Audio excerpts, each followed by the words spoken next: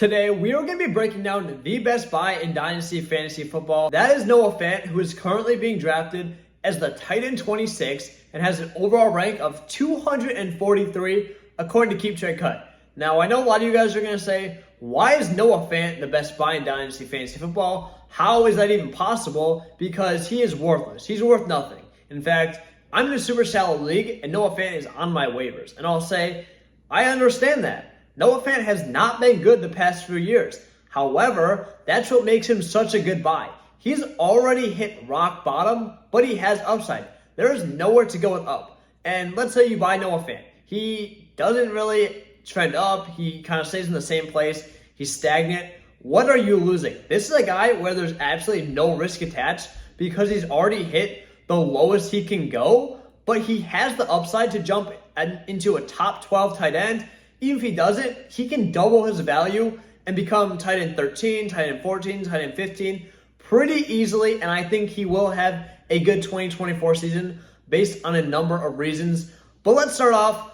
Let's give some background information about Noah Fant and talk about his pedigree. Now, a lot of you may not have known this, but Fant actually played at the same time as TJ Hockenson.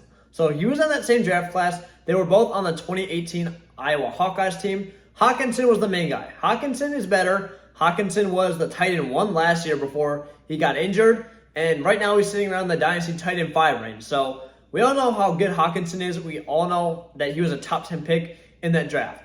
But looking back in that 2018 season before they were drafted, Hockenson was still the clear number 1 guy. He had 49 receptions, 760 yards, and 6 touchdowns. But Fant, despite being a number 2 tight end in a pretty poor Iowa offense, they had Nathan Stanley, who had 2,800 passing yards. Iowa, we know, they're not a super big offensive school. They never have a stud quarterback, but they do produce elite tight ends. So I'm not helmet scouting. I'm just saying they developed them the right way. They set them up to succeed. So that's also something to keep in mind. But in that season, playing behind Hockenson, Fant had 39 receptions, 519 yards, and 7 touchdowns. So essentially, the way that Iowa offense worked was Hockenson was the guy playing more in line, blocking a lot, getting more of those receptions, short checkdowns, which resulted in more reception yards for him. But Fant was actually used as that big body receiver. He's 6'4", 250, and he was a red zone threat. So that's how he was used in college. That's how NFL teams plan to use him in the NFL. And there's still a chance that he could be used like that to a very, very high level. So, again, Hockenson was the clear guy. He went 8th overall in the 2019 draft. But Fant, he was the 20th overall pick. He was a first-round pick. Both tight ends from the same school went the first round, which is, by itself, just absurd if you think about it. But Hockenson went 8th overall to the Vikings, and Fant went 20th overall to the Broncos because teams really like Fant and his athletic ability. Looking at his RAS coming out of school, he had a 9.88, and college production, teams really don't care about it too much at the tight end position because there are so many different factors with how teams run their offenses, how they have blocking schemes.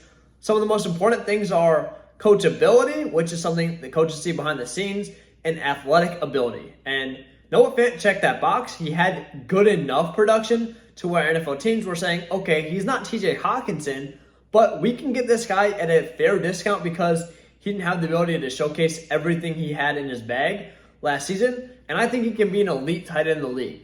And that was a fair projection based on what we saw. So in his rookie season and coming into his Broncos tenured 2019 to 2021, Dynasty owners were kind of expecting him to produce right away. And that's something that's been unfair, especially this last year. We saw Sam Laporta, crush right away. He's been dominant, but that is not necessarily what happens. Tight ends take a long time to develop, and Fant was no different. He had a poor rookie season, having 6.9 fantasy points per game, 40 catches, 562 yards, and 3 touchdowns. But during his 2020 season, so his second year, he had a bad rookie season, okay. But he's a good player. He was a high draft pick, and fans and players were expecting him to make a big jump.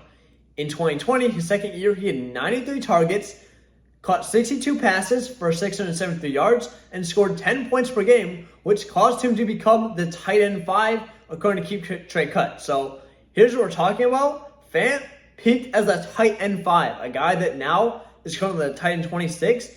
That's 2020. So is that a long time ago? 4 years ago? But it's not like it's not like he's 30. Fant is 26.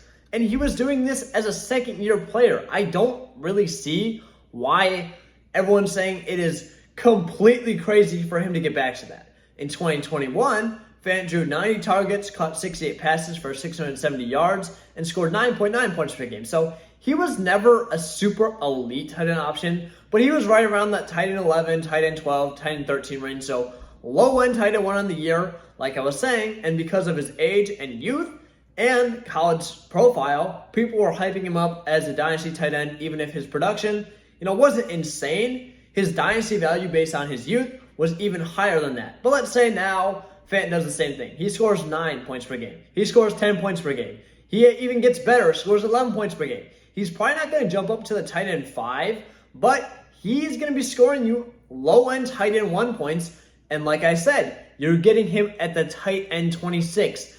That is all the difference in a dynasty league. If you can get a low-end starting tight end for cheap, now maybe you desperately need a tight end, or if you just need a guy to fill in, or if you're in a tight end premium league where you're getting 1.5 to 2 points per reception, at that point, Fant even becomes a usable flex option. So, like I said, we've seen it before. I know a lot of you guys that aren't familiar are going to say I'm crazy, but Fant has the upside and he's been there. He's done that. So, after 2021, Fant left the Broncos and went to the Seattle Seahawks, where he is right now.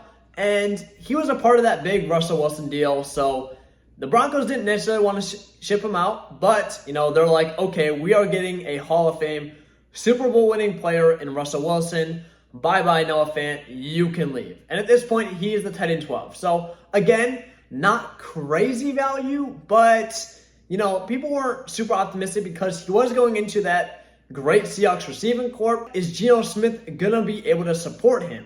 Now, Geno Smith actually had an amazing season. Fant, on the other side, did not. So, in 2022, Fant was playing behind DK Metcalf, Tyler Lockett. He was the third option.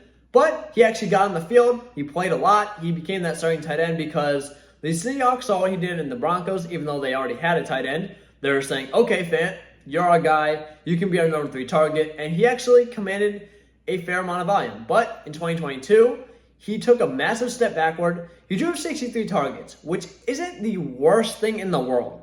But he only had 50 catches and more disappointing 486 yards for 4 touchdowns, 7.2 points per game.